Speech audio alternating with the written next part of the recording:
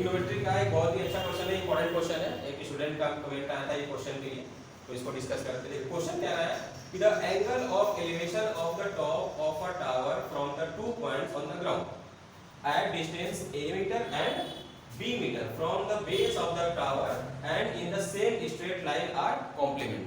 ठीक, then prove that the height of the tower is √ab metre. इस question का मतलब ये हुआ कि एक टावर है जिसकी हाइट हमने मान लिया h मीटर है, तो इस टावर का इस बेस से पहला जो एंगल बन रहा है, पहला जो डिस्टेंस है b मीटर है और दूसरा जो डिस्टेंस है वो कोई कुछ और डिस्टेंस है। तो ये दोनों जो एंगल बना रहे हैं, ये एंगल क्या हो रहा है? कॉम्प्लीमेंट्री एंगल है। अब कॉम्प्लीमेंट्री एंगल किसको कहते हैं? ऐसे दो एंगल जिनका सम कितना होना चाहिए? 90 होना चाहिए। जैसे देखिए हमने डायग्राम बनाया, इसको हमने मान लिया टावर जिसकी हाइट कितनी है? h metre. यहाँ से हमने पहला पॉइंट का डिस्टेंस लिया है b मीटर और जो दूसरा पॉइंट a है उसको हमने मान लिया टोटल a। तो ये कितना हो जाएगा? a minus b metre. यहाँ से a माइनस b मीटर ये डिस्टेंस हो गया। अब चूंकि दोनों एंगल कॉम्प्लीमेंट्री है, तो अगर इसको हमने थीटा माना है तो ये कितना हो जाएगा? 90 माइनस थीटा, क्योंकि दोनों का सम करने पे आपको आंसर 90 चाहिए होगा। डायग्राम समझ में आ गया? अब आते हैं इसके सॉल्यूशन पे। देखिए सबसे पहले को क्या लेना है? इसमें दो ट्रायंगल बन रहे हैं, ट्रायंगल ADC और ट्रायंगल BDC। तो फर्स्ट लेते हैं ट्रायंगल ADC। चलिए हम लेंगे triangle ADC in triangle ADC। इसमें क्या हम लगाएंगे?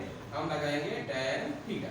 ओके, tan थीटा लगाएंगे तो क्या कितना होता है? Base upon sorry perpendicular upon base. तो हमारा बेस परपेंडिकुलर कितना है? h और बेस कितना है? यहाँ से यहाँ तक का डिस्टेंस a है, तो यहाँ लिखेंगे a। ठीक, देखिए यहाँ से हमारा ये हमारा हो गया पहला क्वेश्चन। ठीक, अब हम आएंगे सेकंड ट्रायंगल पे DBC में, तो हम लिखेंगे इन ट्रायंगल DBC। यहाँ से क्या मिलेगा? यहाँ से मिलेगा हमको, यहाँ से अगर tan लगाएंगे tan, अब थीटा क्या लिखेंगे? 90 माइनस थीटा। तो tan 90 माइनस थीटा, ये भी सेम है, क्या होता है? Perpendicular upon base. और परपेंडिकुलर जो हाइट है वो हमारा h है और बेस कितना है? b मीटर, तो यहाँ लिख देंगे b मीटर।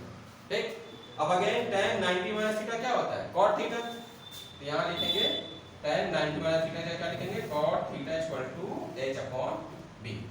अगेन हम ट्रिग्नोमेट्री इसका आइडेंटिटी यूज करेंगे। cot थीटा क्या होता है? 1 अपॉन tan थीटा, तो इसको लिखेंगे 1 upon tan theta equal to h upon b।